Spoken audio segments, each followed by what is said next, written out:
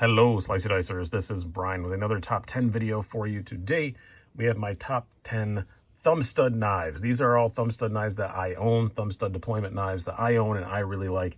This is a viewer suggestion by three of you. Put comments saying I should do a top 10 list of Thumbstud knives. And initially I thought, man, I don't know if I have enough. And then I started to kind of gather up and start thinking about it. And I have a lot. I had to really kind of cut it down. It's kind of unsurprising because being a knife reviewer, there are a whole lot of flipper knives that come across my table. A lot of really, really nice ones, but man, a whole lot of, your typical titanium frame lock flippers, your typical, Chinese D2 flippers. And you kind of get flipper fatigue. Not like my finger wears out, not my widow finger, but just you just get kind of tired of them. So I do kind of gravitate towards a Thumbstud deployment, especially on a lot of new knives. It's an option now. You can choose one or the other. I go for the Thumbstud one. So I did wind up with a whole bunch. Again, these are all ones that I own. Two little caveats. There are no Spydercos on here because those are thumb hole deployments. It's different. So I didn't put those in there. And trying to be as close to the suggestion as I can be. And secondly, there are two knives on here, I believe. Yeah, two that do have multiple deployment methods. But when I use them, I use the Thumbstud at least 90% of the time. So I still put them on the list. So let's get going. These are in no particular order. We are going to start out with one that doesn't get a lot of time on the channel, but it really should. This is the Giant Mouse Ace Iona. This is the aluminum one. This is the one I prefer. This one's about 125 bucks. For less money, you can get one with FRN contoured scales with the Anso pattern on them. I just like the aluminum one a lot better. A little heavier, but I like it better. M390 steel. Great ergos. Very nice wire pocket clip. Running on phosphor bronze washers, which you will see as a theme here, because a whole lot of Thumbstud knives do. But the action is really good. The Thumbstud is placed really well. For my thumb anyway, it's very easy to catch and use. It's very slim in the pocket. Excellent knife that I do not know why I don't carry more. Yeah, ambidextrous right-hand, left-hand carry. Really, really cool knife from Giant Mouse Ace. If you don't know, Ace is that's their production line. So really, really cool knife.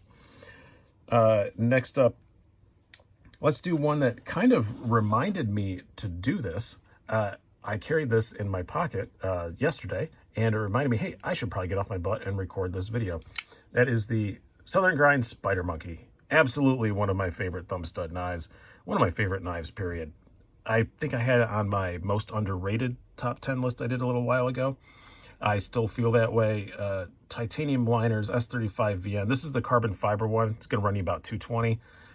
Great company.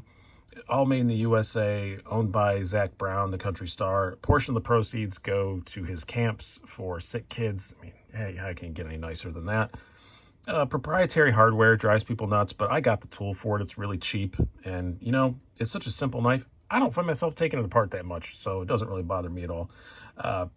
Great blade, great ergos. I love the little thumb ramp up here. Just locks you in really well. Bit of an odd pocket clip, but I've gotten so I like it. It will fit other pocket clips. I think that, the Benchmade ones fit on here, but you know what? I went back to the standard one. I just kind of like it. So, yeah, Southern Grind SpiderMonkey. If you know, you know. If you don't, you should. That's what I'm going to say about the SpiderMonkey. A lot of people haven't had them in their hand. I think if more people got them in their hands, they'd be a lot more popular. Next up, let's do a budget option here. We have a fairly new knife, I like a whole lot. Dylan Mallory design. This is the CGRB Centros. You're only looking at about 40 bucks for one of these. It's a pretty large knife, very kind of stabby looking profile, but the ergos are excellent. Again, the Thumbstud placement is perfect. Great action on it. Very snappy. D10 is just perfect. Nice deep carry clip. You still get a little bit sticking out of there, but it's not too bad. Comes in lots of different colors and options. But yeah, and this one is on bearings, I believe, if I'm remembering correctly. Someone correct me in the comments if I'm not. Feels like it's on bearings. I don't remember. It's been a long time since I reviewed this. But very snappy, very cool knife. Very cool designer. I have three or four of his knives now. I like all of them a whole lot. And by all accounts, I've met him. So by my account as well, very, very nice dude. And only 40 bucks. This is just an excellent knife. I think it was on my top 10 budget of the year last year. Next up, let's go for this one. You could put a lot of cold steels on here. So a lot of cold steels are thumb stud, and a lot of them are great. But the one that I'm in love with lately, and it's a new one for this year, and maybe some of it's honeymoon effect, but I don't think so. I just think this is an awesome knife. I think it's going to go down as a great cold steel knife, would be the Airlight. This is the Tanto version. It also comes in a clip point or a drop point. I can't remember what the other version is, but very thin, very light. Ergos are excellent. Carries really well. Not deep carry, but it does carry well. It is completely ambidextrous because it's a backlock. The action on it is really good. It doesn't have that sometimes cold steel flaw where it's going to chop your finger off. You got to remember to put it up high, but once that triad lock lets go, it falls. So you got to make sure that keep your finger up high, because if you have it down here, yeah, you're going to get bit. But this is one that doesn't bite me as much as a lot of cold steels do. Not a lot, as a few cold steels do. AUS 10A steel, $85. Some people balk at that steel because it says AUS on it, but AUS 10A is pretty decent, and I say this all the time about cold steels, but so do all of the reviewers, and for good reason. Their heat treat is amazing. So if a steel is kind of marginal for the price, but it's a cold steel, I don't worry about it. And this steel is great. I also have it on my my Formax Scout, which was the backup. I almost put the Formax Scout on here, but it's kind of big and silly. This is a much better EDC knife than the Formax Scout is. But it's a really good steel. I especially beat the snot out of it on my Formax. It doesn't seem to mind a bit. Takes a good edge. And a nice sharpening choil on it. I really like this Tanto. I don't think many people do Tantos better than cold steel. And the Airlight, especially in this Tanto, $85, I think it's outstanding. I love the Airlight a whole lot. You are going to see this again on a top 10 list at the end of the year. I almost freaking guarantee it. Next up, again, we're going in a particular order. I'm just kind of grabbing these at random. We have the TRM Atom. You knew the Atom was going to be on here. These are the fancy pants, what are they called? Gicarda scales. I almost always forget it, the Gicarda scales. But, you know, TRM, that's kind of their thing, is you can get a million different scale options. I really like these Starry Night looking ones. I think they look amazing. I have 7 sets of scales for this now. So I do, and one on the way. Oh my Lord, that's too many. But you can swap the scales in like 2 seconds. You just pull out these little T6s on this side, pull out the pocket clip, and the 2 T6s on this side. They swap right out. Literally takes 10-15 seconds to swap the scales. So you can kind of change clothes like a Barbie doll. Excellent slicey 20 CV blade. You're looking at right around $200 starting out for one of these, a little bit more depending on the scale options. The only downside to TRM is that they do take a minute to get, but they're getting better about that all the time. I do know there is another drop coming in July, so keep an eye out for that if you want to get one of these. But again, great thumb stud placement, running on washers, super smooth. Just super smooth. This one is extremely well broken in because I've had this for quite some time and I carry it quite a lot. But yeah, really good. The heat treat on the 20 CV is excellent. 20 CV is not a nightmare to sharpen. These are the kind of, you know, a little slightly more contoured scales. So, but the comfort is good on the flat scales as well. I love the Atom. I could have easily put the Neutron on here as well, but I slightly prefer the Atom. Next up, we'll do the first of the ones that technically have 2 deployment methods. We have the Hog Deca. I have 2 of them, so I'm going to bring them both out. So it comes in 2 different blade shapes. You get this modified Warncliffe or the standard, you know, clip point or drop point, whatever they call that one. Whichever blade you choose, the ergos are great. It has awesome action, and you have to close it, you know, using the Able lock, they call it, their version of the Axis lock. But I open it almost all the time with a thumb stud, and then, you know, just close it with that. But no matter which version you choose, just a great knife. Super lightweight, $140 for 20 CV, all made in the USA. Great quality. Just a really nice knife. Very lightweight carry. About the only complaints I have, or that I hear, are people, you know, don't like the pocket clip. I don't mind it. I have aftermarket clips that fit this. A lot of the ZT ones fit it. But I don't have it on either of them. And then other people complain about the screws. Yeah, it's a bit screw-tastic.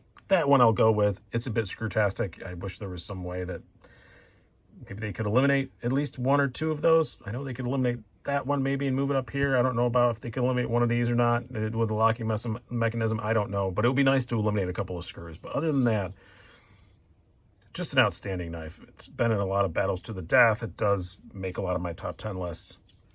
Really excellent knife. Again, about 140 bucks. Next up, let's do an absolute classic. You guys knew this one was coming up. The Ontario Rat. $40. This is a Rat 1. This is the size I prefer. They also make the Rat 2, which is smaller. This is a Rat 1 and D2, but no matter which one you choose, just really good action. I mean, listen to that noise. That is amazing on a $40 knife. That is it made my top 10 list for like best sounding knives, and it's a $40 knife. Super simple drop point blade. Superb ergonomics. Very smooth action. And kabang. How can you go wrong with a Rat 1? They're just great. I think you knew that was going to be on here. The next one, we will do another one that has multiple deployment methods. I could have chosen a whole lot from this company because most of their knives are thumb stud with the axis lock, so you know what it is, a Benchmade. But I chose the Super Freak, the 560 BK-1 M4 steel, and this multicolor G10. It's my favorite Benchmade. It just is right now. I love it. The ergos are just superb. I love the feel of the G10. Just the tactile feel of it is fantastic. It's a bit slippery, but you're so locked in this that it's not going to go anywhere. I put a deep carry pocket clip on it. This is one of the first production ones, but who cares about that? I just really like this. The thumb stud is placed extremely well. Nice ramp to get to it. Fired all the time ever thinking about it. And yeah, it does have the axis lock if you want to do flippy dippy stuff. But right now, this is my favorite Benchmade. Could have put a 940 in here, but on the 940, I find myself often using the axis lock to open it. Could have put a bug out on here. Very nearly put a bug out on here. But, you know, in my heart of hearts, this is the one that I think is just, that's my favorite Benchmade right now. Next up, another knife you're probably going to see on Knife of the Year videos.